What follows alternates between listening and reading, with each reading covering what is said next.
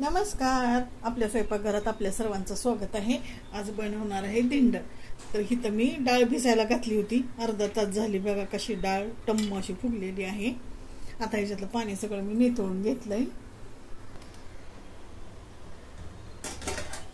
आता इथं पातेल्यामध्ये मी पाणी ठेवलं होतं उकळायला, त्याला उकळी आलेली आहे. त्याच्यामध्ये थोडीशी हळद टाकून घेते.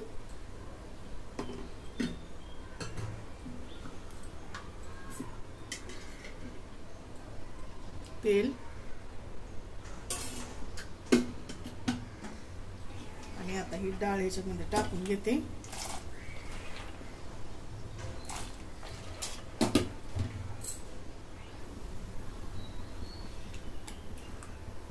आता सगळी डाळ मी ओतून घेतली. आता हिला मऊ अशी शिजवून घेते.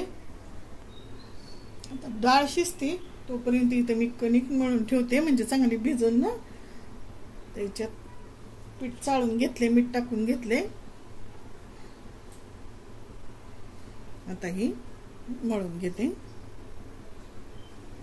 आता थोडं थोडं पाणी ओतून मी मळून घेते.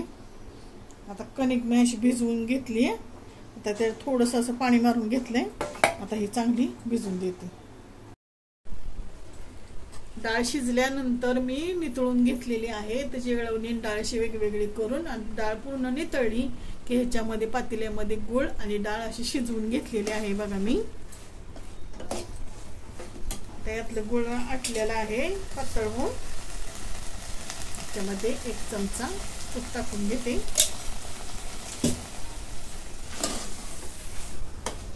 तुपाने पुरणाला वास पण छान येतो आणि मऊ असं पुरण राहतं. आता ह्याच्यामध्ये मी थोडंसं मीठ टाकून घेते.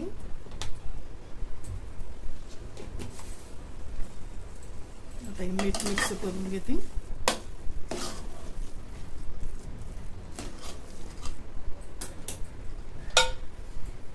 आता 5-6 वेलच्या मी सोलून घेतलेल्या आहेत आणि पळपटा रस वाटून घेतलाय, टाकून घेते.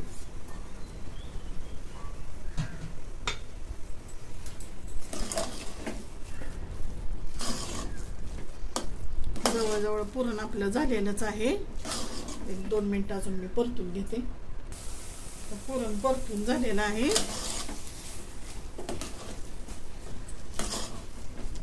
काही ओळखायचं कसं, तर मध्ये इथं चमचा किंवा उलटनं रवायचं. ते जर नाही पडलं तर पुरण आपलं शिजले. आता ही गॅस बंद करते आणि गरम गरम पुरण मी वाटून घेते. पुरण वाटून झालेलं आहे. कणिक पण मळून मर्दून घेतलीये मी. आता छोटे छोटे असे गोळे करून घेतलेले आहेत. अगदी थोडंसं पीठ लावून घेतले मी गोळ्याला.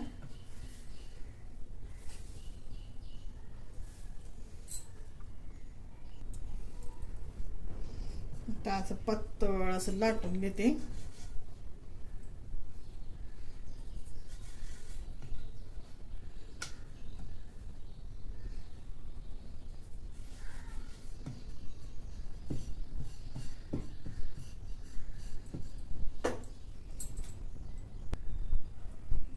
आता याच्यामध्ये पुरण घेतलं. आता याला वरनं असं फोल्ड करते.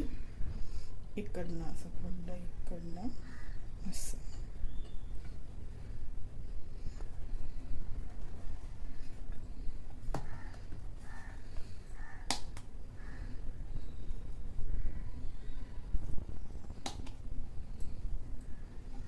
अशाच प्रकारे अजून एक करून घेते.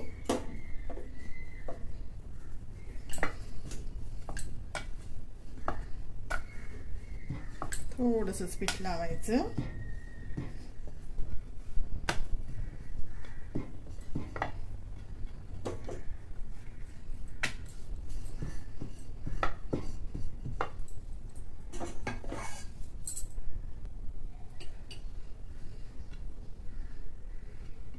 आता ह्याला पण असं फोल्ड करून घेते.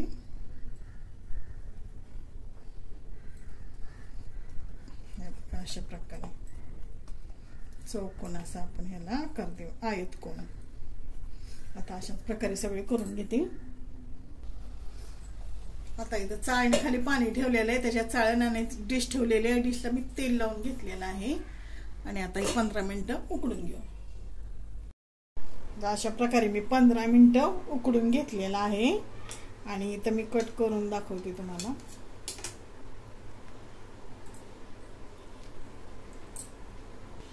अशा प्रकारे आपली दिंड तयार. तुम्हाला हा व्हिडिओ आवडला तर लाईक करा, शेअर करा, सबस्क्राईब करा. धन्यवाद.